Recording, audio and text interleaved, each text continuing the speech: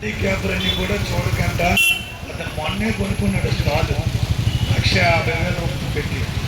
ఆ స్టాల్ని తీసుకెళ్ళిపోయి ఒక్క స్టాల్ కూడా ఎక్కడ ఉంచలేదు. మళ్ళీ అది ఆఖరి తర్వాత ఈరోజు అన్ని ప్రాంతాల్లో జరుగుతుంది. కాబట్టి మనం ఎంత ఇబ్బంది పడ్డామో ఆ ఇబ్బంది అధికారులకు తెలియాలంటే మనం కష్టపడాలి. ఒక్కరోజు 2 రోజులు 3 రోజులు వ్యాపారం పోయినా శాశ్వత పరిష్కారం చేసేంత వరకు పోరాడే లక్ష్యం కావాలి. ఓ 3 రోజులు 4 రోజులు వ్యాపారం పోయినా ఒక నెలలో ఇబ్బంది పడినా కానీ మనకి ఇప్పటి వరకు మన చట్ట ప్రకారంగా శాశ్వత పరిష్కారం ఏర్పాటు చేయలేదు. కాబట్టి చేసేంత వరకు పోరాడాలి. పోరాడినంత వరకు మీ అందరూ కష్టపడాలి. కొద్దిగా మీ వెనకతలు ఇప్పుడు సిఐటి ఉంటుంది.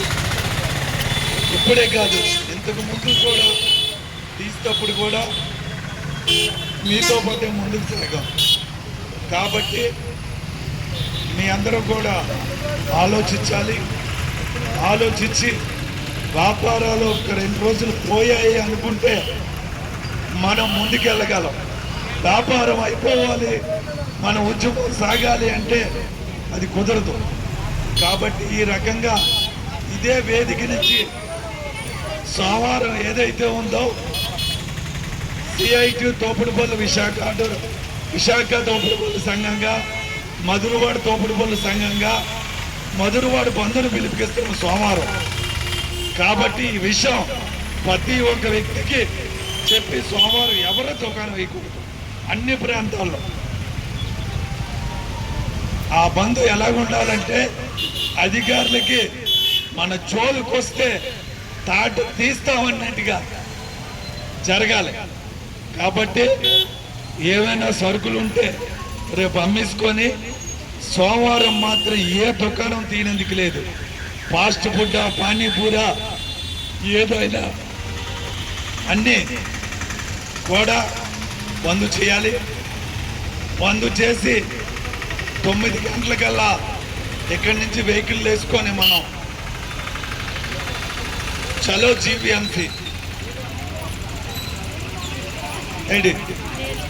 మీరు బంద్ చేసి ఉదయం అందరూ 6 గంటలకు రావాలి. 6 గంటలకు వచ్చి 6 గంటల నుంచి బంద్ చేసి 8 గంటలకు మనం ఇక్కడి నుంచి బయలుదేరుతాం.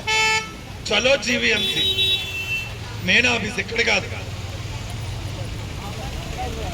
మెయిన్ ఆఫీసు కాంప్లెక్స్ దగ్గర. అయితే పళ్ళ మీద వెళ్దామా ర్యాలీగా, లేకపోతే వెహికల్స్ ఏమైనా వేసుకొని వెళ్దామా అని మీరు డిసైడ్ చేసుకొని సోమవారం 8 గంటలకల్లా ఇక్కడికే రావాలి.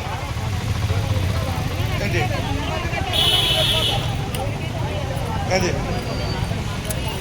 కాబట్టి అందరూ కూడా ఇప్పుడు ఏం చేస్తామంటే ఇక్కడి నుంచి మన బియ్యం పాలెం లాస్ట్ బస్సు వరకు ర్యాలీకి వెళ్దాం. ర్యాలీ వచ్చారు, ఇక్కడి నుంచి బియ్యం పాలెం వరకు ర్యాలీగా వెళ్దాం. ర్యాలీకి వెళ్ళి ఎక్కడొక్కడ రాస్తారోకి చేసి ముగిద్దాం. కాబట్టి ఆ రకంగా కొనసాగాలని మీ అందరినీ విజ్ఞప్తి చేస్తాం.